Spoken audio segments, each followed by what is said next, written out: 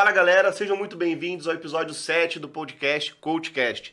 Quem ainda não me conhece, meu nome é Jefferson, sou coach de CrossFit, profissional de educação física, e recebo aqui para um bate-papo de amigos, os convidados, para falar sobre aprendizado de vida, carreira e falar um pouquinho aí, hoje com o meu parceiro aqui, vou receber o Thiago, o Dr. Thiago. O Thiago, ele é médico ortopedista, ele também tem especialização em medicina do esporte, medicina esportiva e nutrologia. A gente vai bater um papinho aqui hoje sobre emagrecimento, sobre qualidade de vida, exercício físico de forma geral, tirar algumas dúvidas aí para vocês. Bom, Thiagão, seja muito bem-vindo, obrigado aí por ter aceito o convite. Se apresenta um pouco para a galera aí, fala um pouquinho de você. Valeu. Boa noite, gente. Obrigado pelo convite. Jefferson, estou muito feliz aí de estar podendo contribuir um pouco com esse conhecimento. Muito parabéns aí pelo seu projeto, pelo CoachCast, muito legal, tá?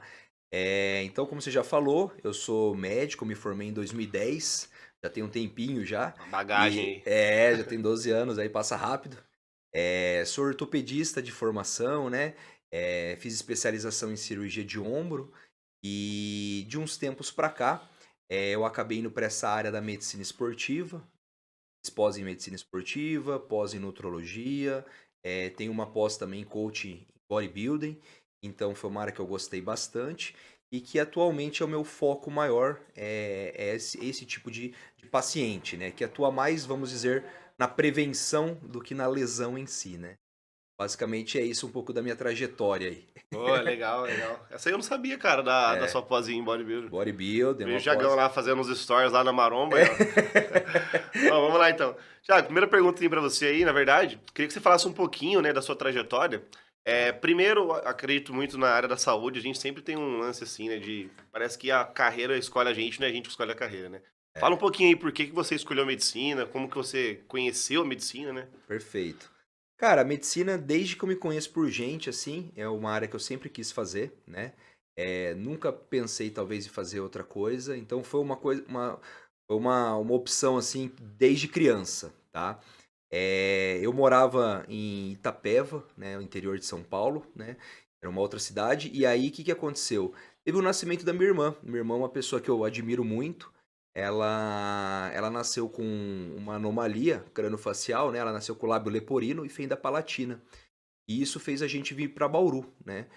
E ela fez tratamento a vida toda no centrinho. E eu acho que um pouco dessa minha vontade também de ser médico acabou surgindo em decorrência desse todo o tratamento da minha Ah, irmã, que da legal. gente acompanhar ela no hospital, né?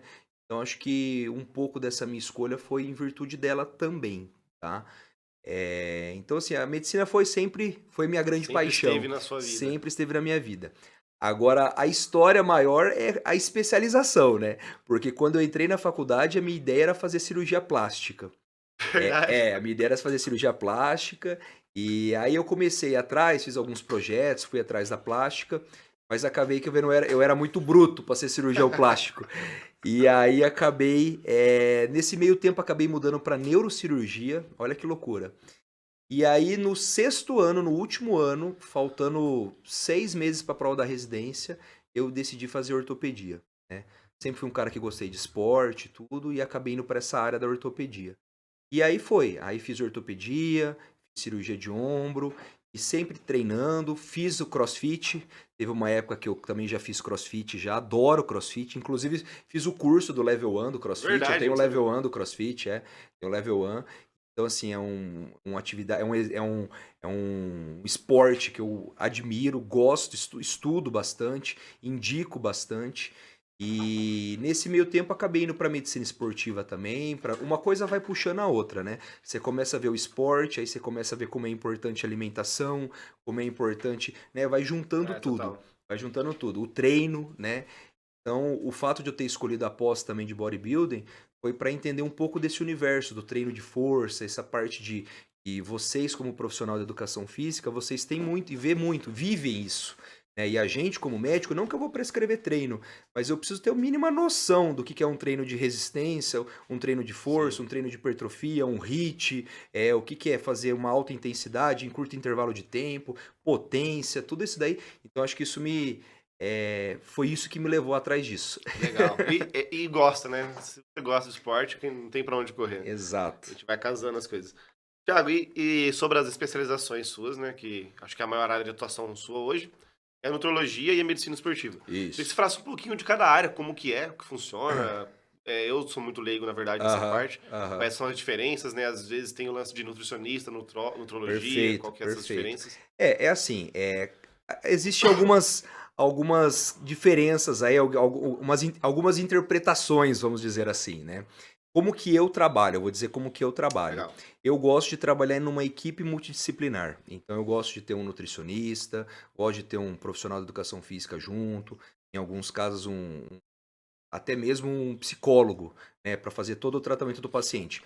Em relação à nutrologia, a gente avalia as deficiências de vitaminas, a gente avalia a relação dos macronutrientes daquele paciente, se está ok, se o consumo está adequado de proteína, de carboidratos. Então a gente faz essa avaliação global.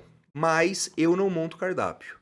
Então eu falo para o Ah, paciente, ó, sim. você está comendo pouca proteína, vamos comer whey. São orientações que parecem pequenas, mas que transformam a vida do paciente. E aí, nesse sentido, eu atuo em conjunto com o nutricionista, e aí o nutricionista faz toda a parte dietética do paciente, prescreve mesmo Escreve o cardápio. o cardápio, exatamente. E em relação ao exercício físico, é a mesma coisa também. Então, por exemplo, lá no meu consultório eu faço a bioimpedância, faço as dobras, que eu acho super importante.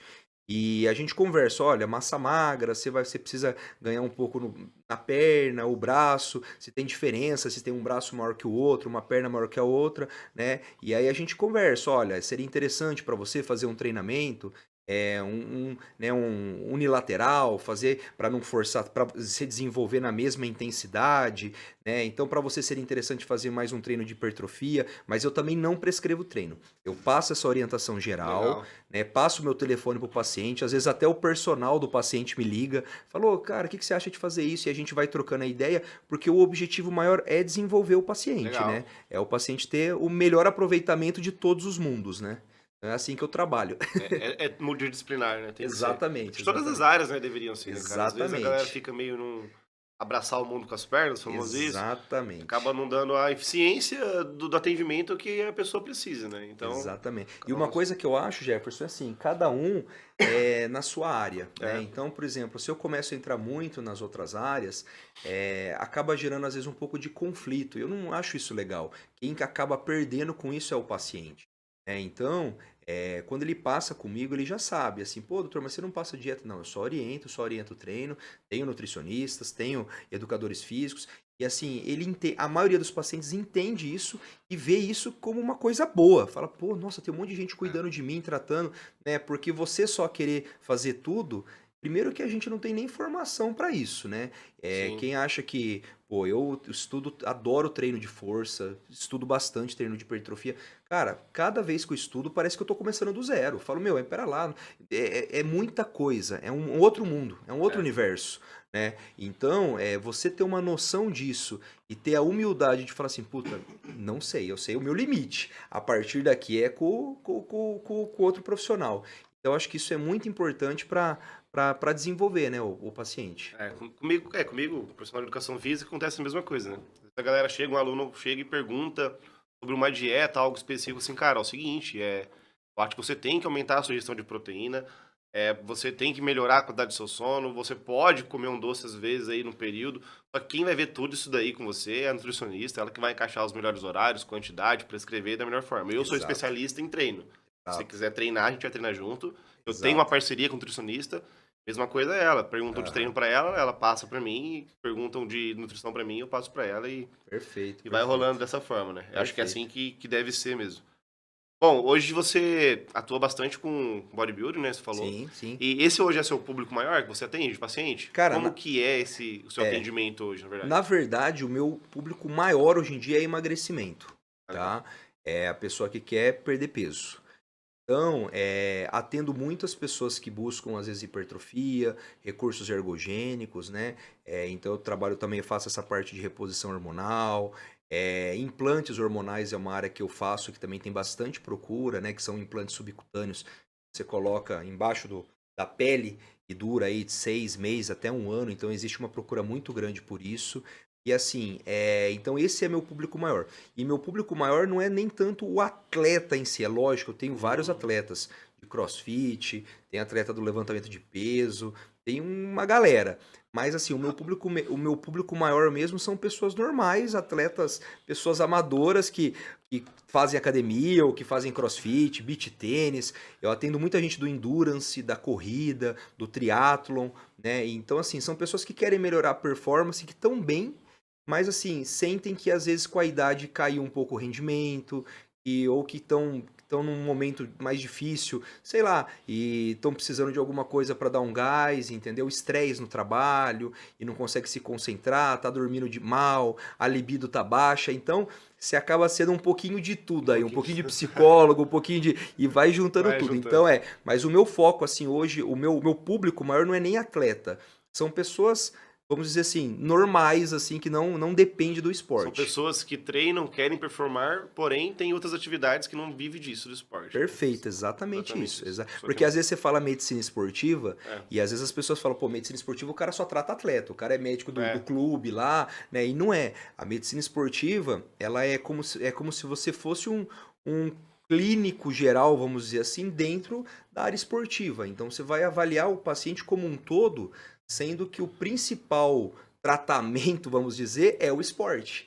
Né? Então você vai conversar com o paciente sobre o que ele faz, qual a interferência daquilo no sistema cardiovascular dele, né? No desempenho dele, na performance. Então, assim, você vê o paciente como um todo e aquilo sempre ligado ao esporte que ele pratica, que é o mais importante, né?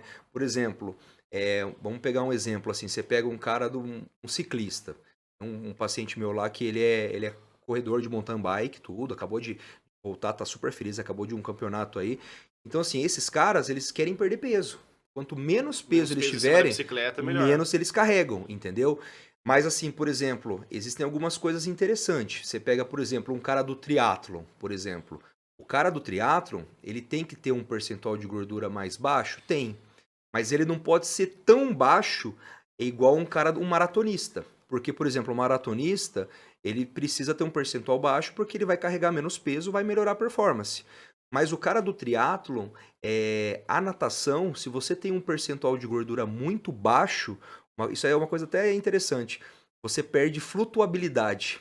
Então o cara, ele até se destaca na corrida, mas o fato dele ter um percentual de gordura muito baixo, quando ele cai dentro da água, ele afunda. Igual um tijolo. Exatamente. Então, a energia que ele despende para nadar, e a natação é a primeira prova do triatlo ali, o cara ele já sai de lá arrebentado.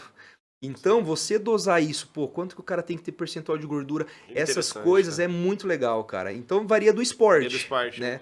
Cada esporte com a sua especificidade. Cada esporte com a sua especificidade. Thiago, e você falou agora, eu fiquei com uma dúvida, eu nem sabia disso. Como que funciona esse lance do... Você falou do implante hormonal, assim? Como que é isso aí? O implante, ele já é uma técnica bem antiga já, né? Você já deve ter ouvido falar daquele, não sei se você já ouviu falar daquele chip da beleza que o pessoal fala. Sim. Basicamente é isso. Os implantes hormonais, eles são hormônios que a gente faz, a gente coloca no subcutâneo do paciente, ou seja, abaixo da pele do paciente, uma anestesia local mesmo. E aí varia qual hormônio, qual a indicação desse hormônio, né? Então, por exemplo, a gente pode fazer terapia de reposição de testosterona em homens por hormônios. Então, o paciente ele vai lá, faz a cada 6 meses esse implante. Ao invés de, às vezes, fazer uma injeção a cada 14 dias, que é o mais comum, né?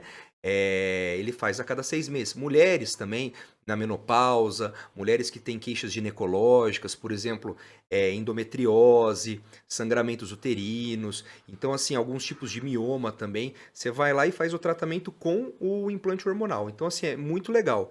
Mas tem que saber a indicação. Tem a indicação certa, tem que fazer tudo certinho. E o lance de a parte hormonal, a galera que busca hipertrofia, bodybuilder, os usos de esteroides, como é que funciona? Tem, por exemplo, assim, qualquer pessoa que queira aumentar ali a sua performance no fisiculturismo, por exemplo, quer ganhar massa, pode fazer? Como que funciona esse processo? É assim, isso é uma pergunta muito legal. Dá pra gente ficar só falar dessa pergunta aqui hoje.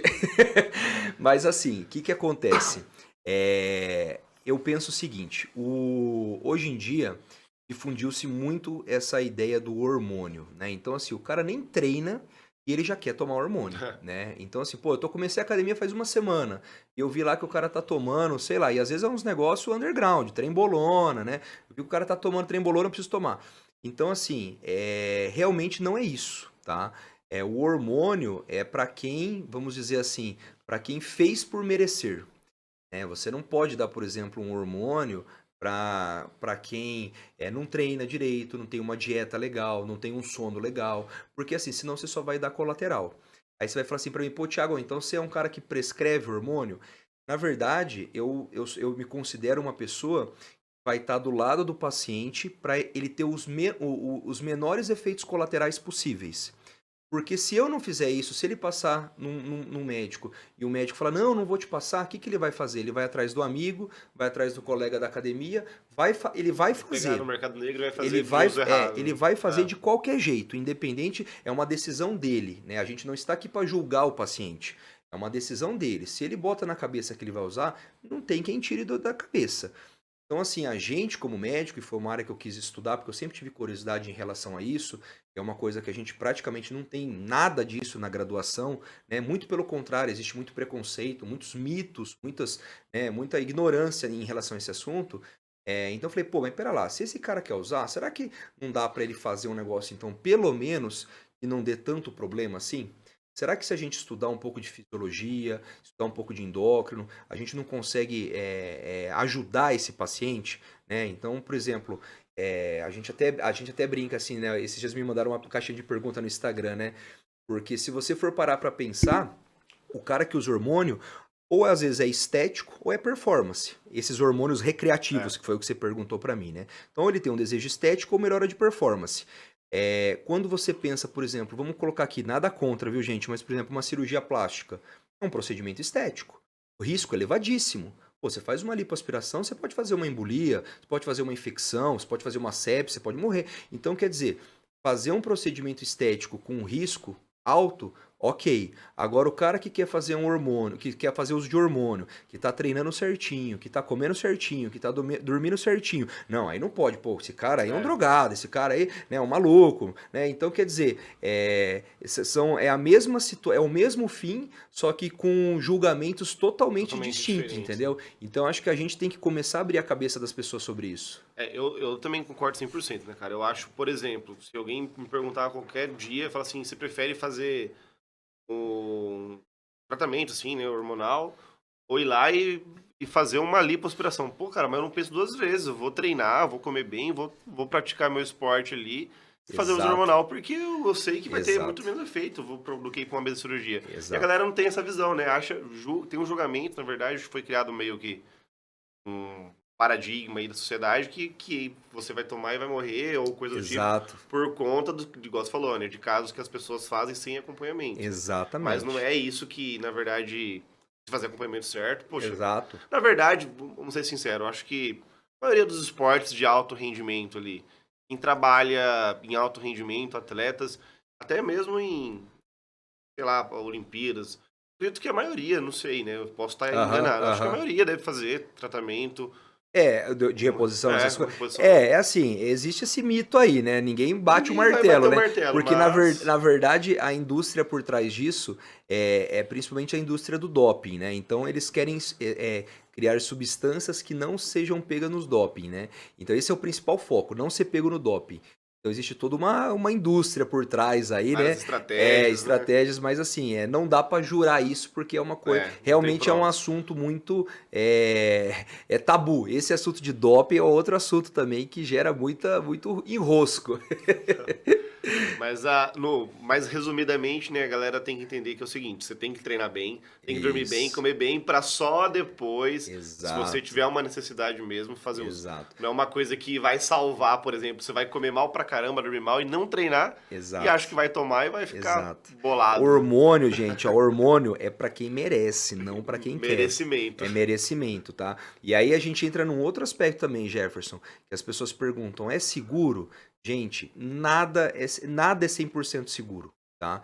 Então, assim, você tem que avaliar os riscos, os colaterais, explicar isso para o paciente, ter o paciente do seu lado, ele tem que confiar em você, né? Você tem que saber o paciente que também está ali na sua frente. Então, assim, é uma troca, é uma corresponsabilidade. Você é responsável pela saúde do paciente, mas ele também é É, corresponsável pelas atitudes dele. sim. Porque eu, por exemplo, eu sempre explico tudo que pode dar errado. Entendeu? Então, assim, e aí a gente tem que ser uma corresponsabilidade, vamos dizer, assumida entre os dois, né? Até porque não adianta você ir lá e fazer um diagnóstico e prescrever tudo o que ele deve fazer e o que não deve, porque pode ter efeito, o cara vai lá e faz tudo ao contrário, né? Pô, Exatamente, exatamente. Só que se você não ajuda ele, é, ele vai atrás de outra pessoa que às vezes exato. não vai saber e vai dar problema, Vai dar entendeu? É problema. aquele tal negócio. A diferença do remédio e do veneno é a dose. Né? Então, às vezes, você vai fazer um negócio, né, que. Eu sempre falo assim: pega um paracetamol que você toma para dor de cabeça. É excelente, não é? Mas toma 10 comprimidos de paracetamol, vê o que acontece com você. Você vai parar no pronto-socorro. Insuficiência hepática, ele dá insuficiência hepática o paracetamol. Então, quer dizer, pô, então tem que ser proibido? Não. É a dose É a certa, dose. entendeu? Então, o problema é que muita gente faz isso de orelhada, com o colega da academia ali, e aí é onde começa a dar os problemas, Nossa, né? Os verdade. rolos. Os E é rolos onde eu famosos. pego. Onde eu pego muito complicação, né? Muita complicação de uso de esteroide. Então, assim, tenta controlar. Na maioria das vezes, graças a Deus, a gente consegue contornar a situação, né? Mas, assim, as pessoas têm que ter ideia que o uso virou uma coisa recreativa e não é recreativo. Entendeu? Não é uma coisa que você toma ali que é um pré-treino, uma cafeína. Parece que virou pré-treino. Hoje em dia a galera usa hemogenin de pré-treino, entendeu? Sendo que hemogenin é um esteroide extremamente hepatotóxico. Então, assim, tem que ter cautela. A gente fala sobre isso abertamente, mas assim, a gente tem uma responsabilidade, né? Legal. Thiago, você é médico ortopedista, né? E a maioria das vezes eu já vi o Marcelo, você operou o Marcelo do ombro e tal, Uhum. especialista em ombro. Tem outros colegas aí que eu vi que você também operou. Falando assim de cirurgia, pode ser até específico para ombro, né? Mas como eu consigo identificar, por exemplo, até que grau a lesão, para mim, para isso ser uma lesão cirúrgica ou não?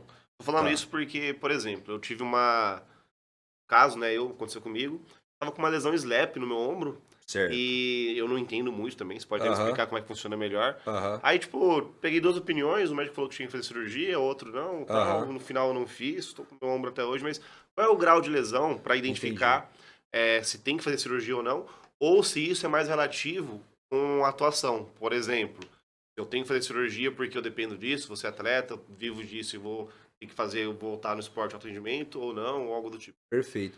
Cara, é assim, a medicina é a ciência das verdades transitórias, né? Então, às vezes, o que a gente vai falar aqui amanhã já não é Já mais não é mais. verdade.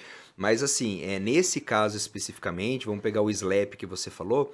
O SLAP, ele é uma lesão intraarticular, lá dentro do ombro, lá no labro do ombro, que a gente chama, que é onde se insere dentro da cápsula.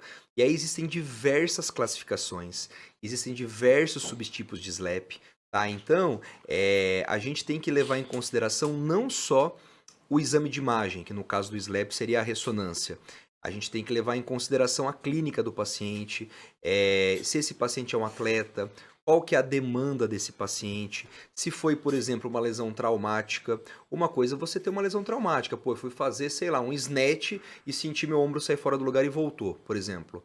Não, já muda a conversa. É diferente daquela dor crônica que já vem mais tempo. Se o cara tem, por exemplo, sintomas associados, então, por exemplo, doutor, além de doer, eu sinto que o meu ombro mexe, que sai fora do lugar, que é a sensação de instabilidade. Então, quer dizer, são vários critérios que a gente usa e individualiza o tratamento. Eu, na minha prática, assim, o que que eu vejo? A galera mais nova, eles estão vindo com uma cabeça de operar todas as lesões SLAPs, tá? Eu já sou de uma geração mais antiga, então, se parece antigo, mas tipo, né, eu terminei a residência em 2014, 2014. Então, quer dizer, já tem 8 anos aí. Já é antigo, já para os dias Sim, de hoje, né? Mas, assim, a gente sempre, e isso eu faço no consultório, eu sempre tento dar uma chance para o tratamento conservador. Porque para a cirurgia, teoricamente sempre dá tempo ali de você fazer a cirurgia, entendeu? Não vai ser 2 meses, 3 meses numa reabilitação legal, direcionada, com um profissional competente. Aqui entra a importância de um fisioterapeuta, Sim. né, que entenda disso. Então, assim, e eu já vi muitos pacientes, não são poucos, muitos pacientes com lesões gravíssimas de SLEP, a gente tá falando, né? Não de manguito já é outra conversa, e resolveram com a fisioterapia e não precisaram operar. E pessoas que treinam, tá? Então, assim, eu acho que o segredo de tudo, não só o SLAP, mas é você individualizar o caso, né? E tentar dar uma chance pro tratamento clínico, que foi o que aconteceu no seu caso, né? É, Você acabou resolvendo e ótimo, você se livrou de uma cirurgia, entendeu? Pelo menos por hora, mas assim, sim, resolveu, entendeu? Ajudou, né? Então acho que isso é importante. legal, legal. É, e também tem esse lance, igual você falou, né? Esse tratamento individualizado. É diferente, né? Quando eu tenho um tempo hábil de tratamento e quando eu dependo disso, sei lá, eu trabalho com isso, eu sou atleta que tem uma marca em patrocínio e eu preciso voltar em alto rendimento o mais rápido possível, né? Exato, exatamente, É por isso que a importância, às vezes, de É. você E teve individualizar um aquilo. atleta que eu treino, até você pode falar o nome dele aí, que é o Bruno, o Bruno Outeiro. Ah, o Bruno, O Bruno é. Ele era do CrossFit, agora ele tá mais no tá na LPO, Powerlift, né? né? É, ele tá no LPO. Então, assim, ele teve uma luxação acromioclavicular, né? Crônica, que foi, com o tempo foi passando. E a luxação acromioclavicular, gente, é uma luxação do acrômio, que é a ponta do ombro, com a clavícula, né? Então a clavícula, ela meio que sobe, ele fica com o ombro levantado. E quando ele passou comigo, a conversa foi exatamente essa. Ele não tinha dor. Ele não tinha tanta dor, queixa clínica. Mas eu falei, cara, isso daí vai levar um problema de biomecânica. E se você quer fazer levantamento de peso, imagina o cara levantar 200 quilos acima da cabeça, o dobro do peso dele praticamente, entendeu? Então, assim, se você tiver qualquer vetor e um músculo tá puxando para trás, um tá mais fraco na frente, meu, isso aí pode levar a uma lesão muito mais grave. Né? Então eu falei assim, cara, vamos fazer a cirurgia. E no caso dele, graças a Deus, a gente fez a cirurgia e hoje ele já voltou, inclusive estava até competindo no Brasileiro esses dias aí. Legal. É, eu vejo, eu acompanho ele também. Mas agora ele tá bem 100%, né, nos movimentos. Isso, Legal. isso. Agora falando sobre alimentação, né? Que é parte de dieta, assim. E para quem busca justamente isso, né? Performance e emagrecimento, ou até mesmo questão estética. Quais são as diferenças, por exemplo? Eu até meio que já imagino qual seja a resposta, mas só pra galera, para Aham, ilustrar isso. As diferenças, por exemplo, na alimentação, na dieta, uma pessoa que busca performance pode utilizar o exemplo aí, sei lá, de um crossfiteiro, alguém que certo. pratica o esporte do crossfit, alto rendimento, e uma pessoa comum que busca emagrecimento, né?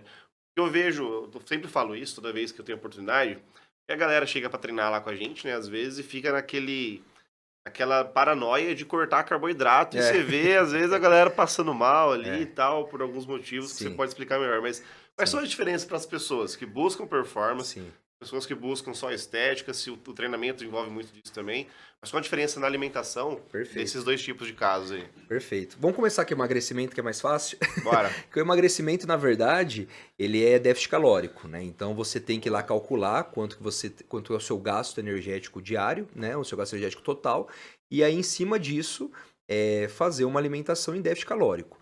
Né? Se você estiver fazendo déficit calórico, você emagrece. Basicamente é isso, tá?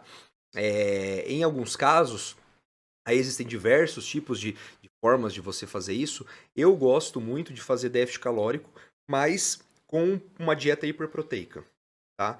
Por quê? Porque a proteína, ela gera duas coisas na pessoa. Ela gera saciedade, que é uma coisa que você busca num processo de emagrecimento. Então, se ela aumenta a ingestão de proteína, ela vai ter mais saciedade, não vai ter tanta fome. E além disso, a proteína ela estimula síntese proteica, né? Então você consegue matar dois coelhos numa tacada só. Você consegue diminuir a fome dessa pessoa e ao mesmo tempo você diminui um pouco o catabolismo muscular que pode acontecer dependendo do grau do déficit calórico. Então emagrecimento seria mais nessa pegada. Eu gosto de um déficit calórico com hiperproteica, tá? Em relação à performance, aí já muda um pouquinho a história, né? Então existe essa queixa de que o carboidrato é o vilão, que toda dieta boa tem que ser low carb. Então quando a gente está falando de alta performance, o carboidrato ele tem que estar presente, né? O carboidrato é o que dá energia, é o que dá glicogênio para o músculo. Então, assim, se você está pensando, por exemplo, num treino de CrossFit, num treino de musculação, num treino de explosão, por exemplo, até mesmo para o Endurance. Para o Endurance é muito importante o cara ter que comer carboidrato, né? Que a gente observa? Pacientes, por exemplo, que gostam de dietas com baixo carboidrato, muito baixo carboidrato, seria, por exemplo, uma dieta cetogênica, né, que você comeria 50 gramas de carboidrato por dia, que é muito baixo, né, existe sim uma perda na performance desse paciente. Tá? Ah, mas eu me sinto bem. Perfeito, uma coisa é você sentir bem, vai se fazer um detox lá, enfim, né, o pessoal fala muito isso da cetogênica. Mas assim, em termos de performance, a gente sempre tem que lembrar do carboidrato. Esse é o que dá energia.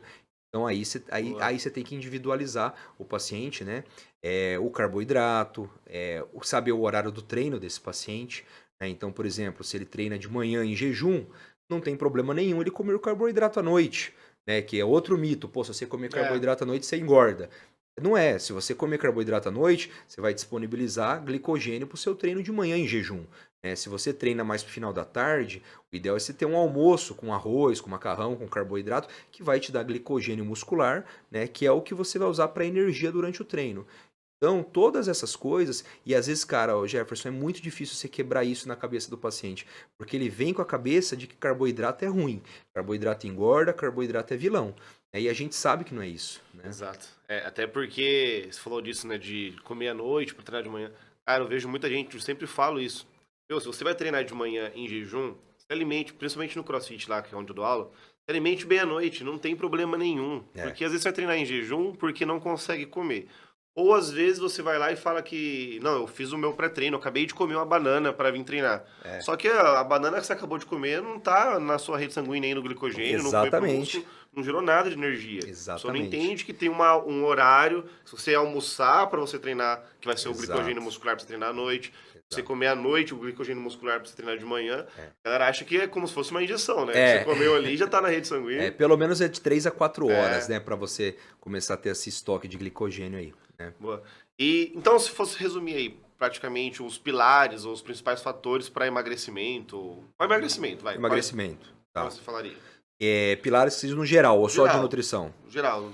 Cara, é assim, então emagrecimento, né? O que você tem que pensar? Emagrecimento, primeiro que assim, a gente está falando do indivíduo obeso, um indivíduo que está com excesso de peso, a gente tem que lembrar que a obesidade é uma doença, né? Então a obesidade é uma doença, primeira coisa.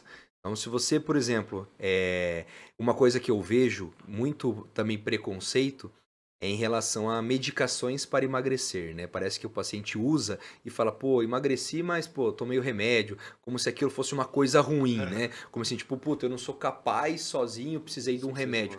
Gente, obesidade é uma doença. Se você vai no médico, sua pressão tá alta, você vai tomar remédio para pressão. Se você tem uma diabetes, você vai tomar remédio. A obesidade é a mesma coisa, tá? Você vai tomar remédio. E às vezes esse remédio, dependendo de como for seu estilo de vida, vai ser pro resto da vida. Vai ser pro resto da vida, tá? Então, assim, a gente tem que ver as medicações para obesidade como nossa aliada, né? Como nossa aliada. Porque o que acontece? Você fala assim para mim, pô, Thiago, beleza, mas eu conheço uma menina lá que emagreceu 30 quilos fazendo exercício e fazendo dieta. Cara, top, excelente, muito bom. Só que enquanto uma conseguiu, 1000 tentaram e não conseguiram. Entendeu? Exato. Então a gente não pode pegar a exceção. Então a obesidade ela tem que ser tratada hoje. Tudo que a gente conversou até agora, uma equipe multidisciplinar, orientação de alimentação, individualização. Não adianta você chegar pro cara e falar assim, pô, ó, 3 horas da tarde você vai ter que comer uma maçã com, sei lá, com aveia, sendo que o cara trabalha numa empresa lá que não tem nada, só tem um café, o cara não tem nem tempo de sair da sala dele. Então você tem que adaptar a situação. Ó, você consegue comprar aqueles wheyzinho no mercado? Pô, consigo. Você consegue deixar do seu lado e tomar? Não precisa sair dali para comer. Você pega ali e toma. Pô, doutor, consigo. Então dá para fazer isso? Dá. Então vamos fazer isso. Individualização do tratamento e, quando necessário, entrar com a parte medicamentosa, que é muito importante. Esses dias até comentei no meu Instagram lá, em relação ao emagrecimento rápido, né? Existe um certo. O pessoal fala assim: ah, mas quem emagrece rápido perde rápido. Quem emagrece rápido engorda tudo rápido, de novo, né? Então, assim, gente, não é isso. Só se você largar o tratamento, começar o tratamento e largar e parar com tudo. Parar. E parar com tudo. Mas, assim, hoje em dia, o que a gente sabe? Que o emagrecimento rápido, ele é um fator extremamente motivacional. Pô, o cara passa lá comigo, volta Legal. depois de 2 meses, o cara perdeu 8 quilos. Pô, o cara volta feliz pra caramba. Ele vai querer treinar CrossFit, ele vai começar a animar, o casamento do cara melhora, o cara começa a melhorar no trabalho. Então, quer dizer, isso adere o paciente ao tratamento, entendeu? Não tô falando que perder 1 quilo, 2 quilos seja ruim, não é isso. Mas você perder, o cara chega e fala, doutor, olha, perdi todas as minhas roupas todas estão grandes. Pô, isso aí pro cara Legal. é animal, entendeu? Então eu acho que é isso, é individualizar o tratamento. Não existe protocolo, Jefferson. Não existe protocolo, é Não individual. existe protocolo. Tudo é individual, né? É individualização. Treino, nutrição, tudo. Exatamente. Agora, tem uma pergunta, né, que eu já recebi na caixinha quando eu abri pra falar aqui no podcast, que foi o seguinte, a mulher perguntou, queria que você explicasse, como evitar, diminuir a perda de massa magra pra mulher que tá na TPM. Na TPM, não, na menopausa. Na menopausa. E eu queria que você falasse sobre isso. Eu não sabia, na verdade, que tem isso, né?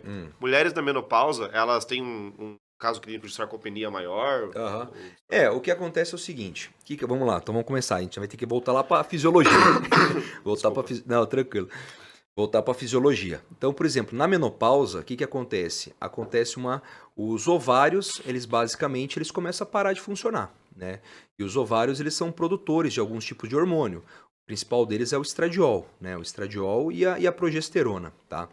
Então, o estradiol, ele tem uma ação muito complexa. Então, ele é muito importante, tanto nas mulheres quanto nos homens, tá? Então, ele ajuda ganho de massa muscular, o estradiol, eu tô falando da testosterona. Testosterona a gente já sabe. Ele ajuda a massa muscular, ele melhora a sensibilidade insulínica, ele melhora a massa óssea, tecido ósseo, ele tem fator de proteção cardiovascular. Por que você acha que durante a vida inteira existem muito mais homens que infartam, né, do que mulheres? Caraca. Quando chega na menopausa, elas perdem essa proteção do estradiol. E aí as mulheres começam a infartar. Entendeu? Então, ele tem essa ação de proteção. Então, quando a gente está falando de menopausa, a gente está falando de pacientes que têm, às vezes, déficits de hormônios e que, às vezes, você vai ter que repor esses hormônios, tá? E aí depende de cada caso, né, da queixa clínica do paciente. Então, por exemplo, doutor, eu tenho queixa de infecção urinária de repetição, eu tenho queixa de fogacho, que é aquele calor que vem e sobe, né, rapidamente. Paciente, por exemplo, que já tem histórico de fratura, que quebrou, sarcopenia, que seria a baixa massa magra. Então, às vezes, você vai ter que repor, além do estradiol, tem que repor uma testosterona, né? Se a mulher tiver útero, por exemplo, tem que repor a progesterona também, que é um fator de proteção para o útero. E esse medo de reposição na testosterona surgiu de um estudo que teve, em que eles começaram a ver que muita gente começou a ter problemas com reposição hormonal. Só que anos depois eles começaram a ver que essas pessoas que tiveram essas complicações eram pessoas que não se encaixaram, que já tinham um risco elevado de ter risco cardiovascular. Então hoje, por exemplo, você vai fazer uma terapia de reposição numa mulher na menopausa, por exemplo, tem critérios que a gente utiliza, né? Existem indicações, contraindicações, mas, por exemplo, você vai fazer abaixo de 60 anos, mulheres que tenham até 10 anos de menopausa, porque a gente chama isso de janela de oportunidade. Então a gente não pode perder essa janela de oportunidade. E eu vejo muitas mulheres, às vezes, que têm uma menopausa precoce, com 40, 45 anos, e elas sofrem muito de tudo. E não vão atrás de um tratamento, porque fica com medo, com receio, porque já ouviu falar que tomar hormônio é ruim, dá trombose, mata, dá câncer de mama. Então, quer dizer, gente, não é essa loucura, não. Se você faz um negócio bem indicado, individualizado, o resultado é excelente. Hoje mesmo eu atendi no consultório uma paciente, ela voltou comigo, que eu também faço essa parte, ela voltou assim, doutor, você mudou minha vida. mudou minha Legal. vida. Ela falou assim, meu, eu nunca achei que eu pudesse me sentir assim novamente. Entendeu? Então você ouvir isso é muito prazeroso. Você fala assim, meu, Legal. você mudou a vida da pessoa. Você salvou o casamento, às vezes, de uma pessoa. Entendeu? Então isso aí é muito legal. Então, gente, se vocês têm queixas, e podem ser, às vezes, ô Jefferson, queixas bem assim, vagas. Então, por exemplo, putz, eu tô sentindo muito cansaço, tô sentindo, não tenho vontade, indisposição, baixa libido. Então, assim, coisas que você fala assim, você nem imagina que possa estar, às vezes, relacionado com o seu estado hormonal.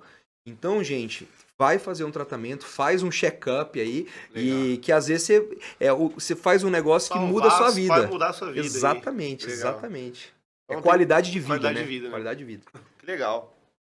Bom, acho que agora eu vou trocar uma ideia aqui. Eu queria saber de você.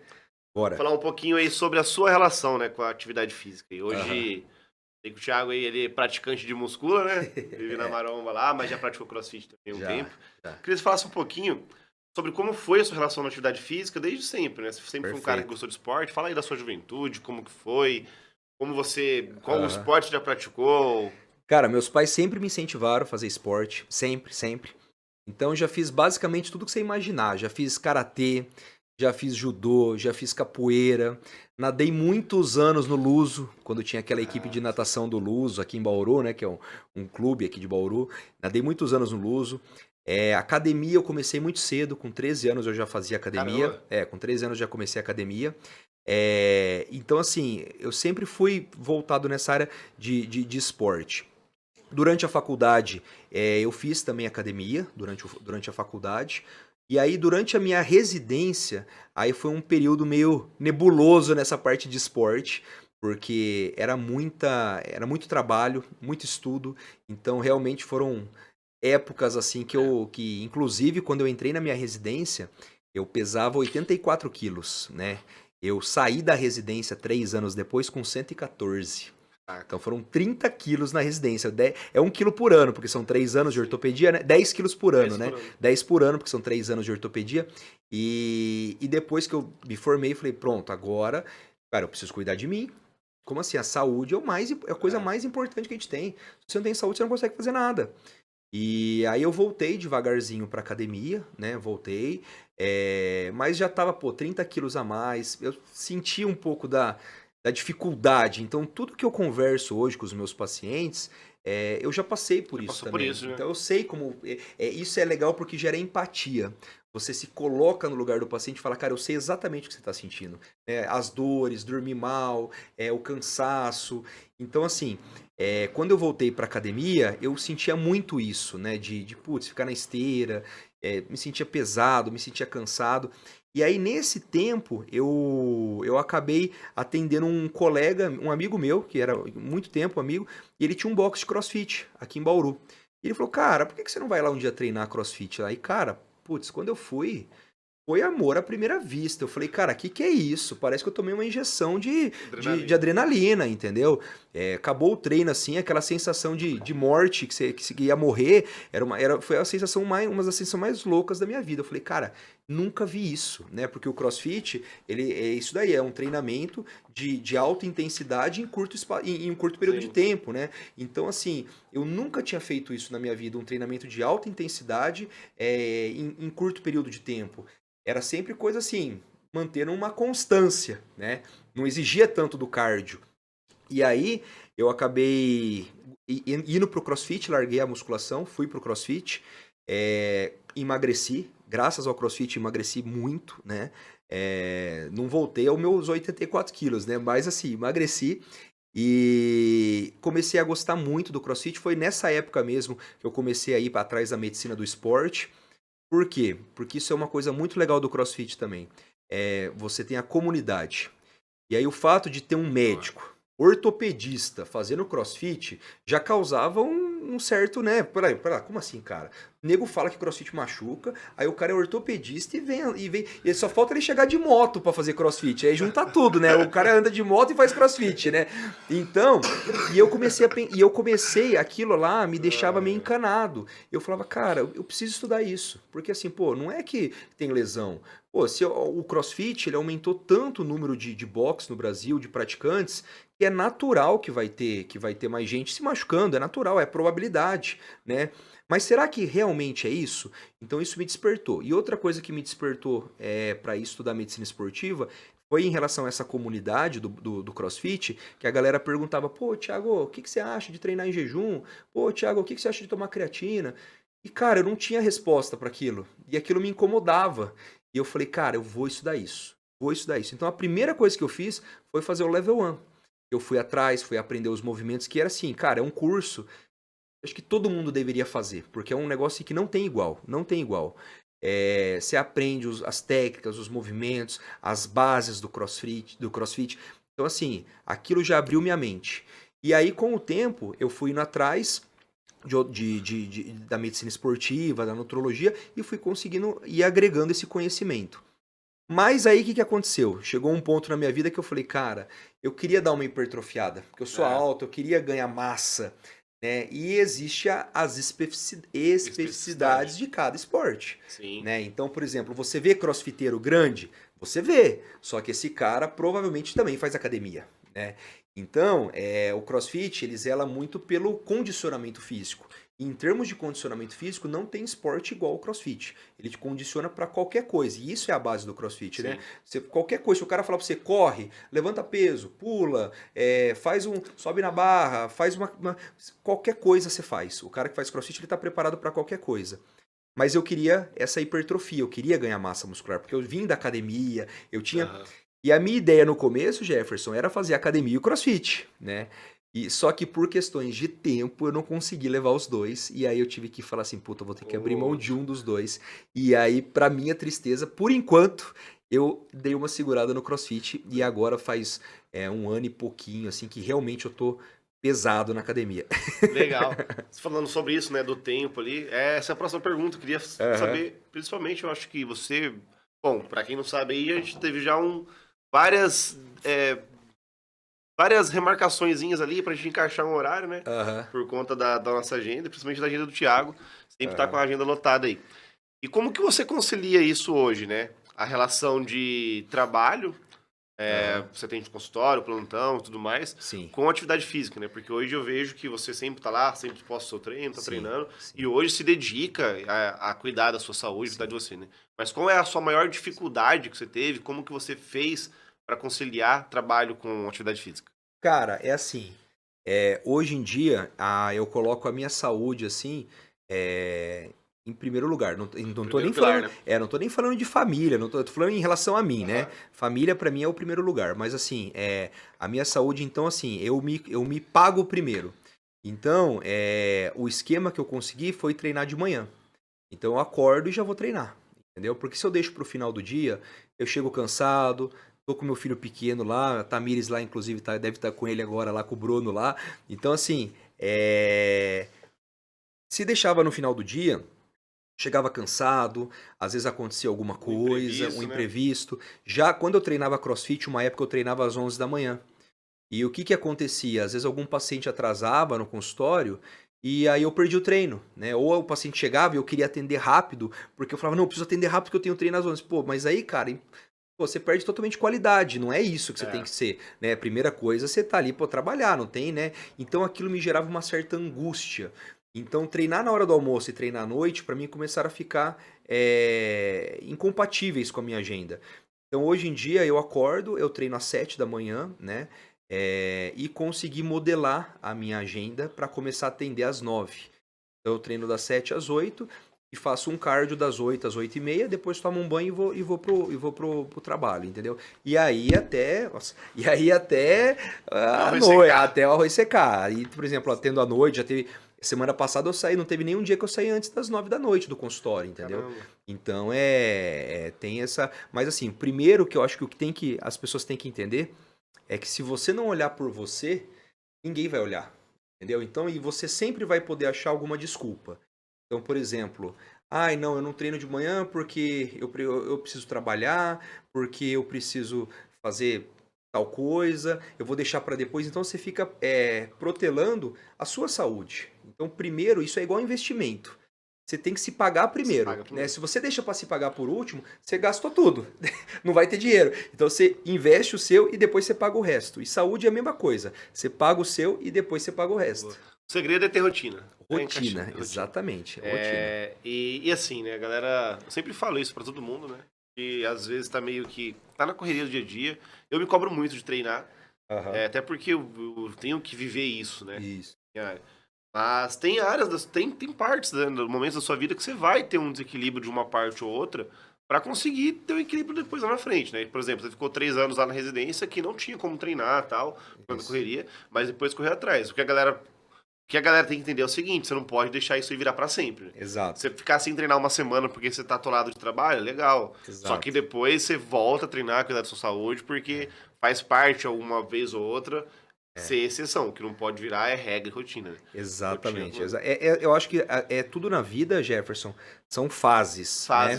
E você precisa ver. Existe até um negócio que chama, acho que é o círculo da vida, né? Que existem várias questões, né? Então, por exemplo, finanças, questão de conhecimento, família, saúde, é bem legal isso. E assim, dependendo da fase da vida que você tá, você vai às vezes dar uma prioridade para alguma daquelas, né? E não tem como você levar tudo ao mesmo tempo. Então, por exemplo, se você está numa fase que você está no seu desenvolvimento pessoal, está estudando, fazendo faculdade, às vezes você vai deixar de lado alguma outra coisa. Você não vai conseguir trabalhar e ganhar dinheiro. Depois que você se forma e começa a ir atrás e ganhar o seu dinheiro, às vezes você vai ter que abrir mão de alguma outra coisa, entendeu? Às vezes você fala assim, pô, esses 2 anos eu vou me dedicar para trabalhar, e às vezes vão ser 2 anos que você não vai passar tanto tempo assim com a sua família como você queria. Mas o que isso não pode ser é uma coisa eterna, né? Senão você acaba virando um workaholic aí e deixando a coisa mais importante. Mas você ter essas metas, por exemplo, eu fiz essas 3 pós-graduações com meu filho pequeno. Então, assim, poxa, todo final de semana viajando para São Paulo, esse final de semana viajando para São Paulo, o tempo que eu tenho com ele, eu aproveito ao máximo. Mas, assim, eu sei que é uma fase, entendeu? Então, você tem que, é o que você falou, você sai e volta, você sai, e a vida é isso. Você tá fazendo um negócio legal, aí você pega um Covid, aí você desanima, perdeu tudo, mas volta. Você tá lá legal, aí você tem que fazer uma cirurgia, aí você desanima, mas daí você volta. E a vida é isso, é difícil você ter só uma linearidade na vida, exato. Né? Então acho que esse é o segredo. Eu acredito nisso também. Boa. Bom, top. Agora, pra finalizar, Thiago, eu queria falar um pouquinho aí, sempre faço essa pergunta pra todo mundo dos convidados aqui, né, sobre o CrossFit, que é falar 2 exercícios. Primeiro, sobre o CrossFit. Um exercício que você gostava muito de fazer, né? Que se pudesse ter todo o treino, você gostaria e faria. E outro exercício que você detestava, que se pudesse tirar de toda a rotina de treino aí, você nunca mais queria fazer. Um que você gosta muito. O que eu mais gosto é burp, não, tô zoando. Pior que eu gosto. Você gosta? Cara, olha, do cross, puta, cara, eu gostava de muita coisa, mas eu acho que o mais legal pra mim, e foi o que eu mais me superei, e eu ajudava as pessoas a fazerem também, porque eu me sentia... Muito bom, né? Eu me sentia bom, eu falava, caramba, eu consigo fazer, né? Então, cara, era subir na corda. Adorava subir na corda, cara, adorava subir na corda. Então, assim, subir na corda pra mim era o máximo, assim. E, cara, o pior de todos pra mim, sem dúvida alguma, assim, não tem, esse é o pior de todos, é o overhead squat. Esse pra mim não existe exercício pior do que isso. Overhead squat é o pior pra mim, assim, disparado. Os outros, assim, eu nem vou falar de ring muscle up, essas coisas, porque eu nem faço, né? Então, pra mim, se eu não faço, eu não sei se é difícil. Mas, assim, dos que eu fazia, subir na corda era o que eu mais gostava, e o overhead squat era, pra mim, era o problema de mobilidade de tornozelo, né? Eu sempre tive esse problema de mobilidade. Então, era o que eu mais me encrencava. Legal, eu também, mesma coisa, cara. O overhead squat pra mim é uma guerra por conta de déficit de mobilidade, né? Mas o meu é muito de mobilidade torácica, então usava muito ombro, sentia muito incômodo. Mas bem-vindo ao clube do overhead, vamos tirar esse exercício. E é um exercício completo, né? O overhead squat, cara. Ele é assim, se você tiver que fazer um WOD só dele aí, meu Deus do céu, é tudo, né? Você pega um exercício extremamente sistêmico, ele pega tudo, né? Não tem uma parte do corpo que ele não mexe, né? Então... Legal. Thiago, acho que era isso aí. Queria mais uma vez agradecer aí por ter aceito o convite, né? Agradecer aí pela oportunidade, acho que a galera gostou bastante aí, vai ser bem legal. Queria agradecer aos ouvintes aí E também para quem tá assistindo no YouTube, né? Quem estiver assistindo no YouTube, curta o vídeo, compartilha lá, comenta aí o que achou do episódio, tá? Se inscreve no canal também. Queria agradecer aí também aos patrocinadores do CoachCast, tá? A Infinity Bauru, produtora de fotos e vídeos. Queria agradecer também a Pizzaria Augustas, Bauru Tendas, a Camargo Auto Center e a agência Bola de Cristal, tá? Thiago, fala aí o seu arroba aí pra galera seguir você lá no Instagram também. Gente, ó, segue lá, arroba DR, né? DR de doutor, Thiago com TH, Viana com N só. Então, DR, Thiago com TH, Viana com N só. Boa, top. Então, pra quem não me segue no Instagram ainda, segue lá também, @jefferson.coach. E a gente sempre tá por lá aparecendo, fazendo alguns conteúdos aí, beleza? Com isso aí, mais uma vez, muito obrigado. Cara. Espero que todo mundo tenha gostado aí. E é isso aí, até a próxima. Valeu, obrigado. Valeu!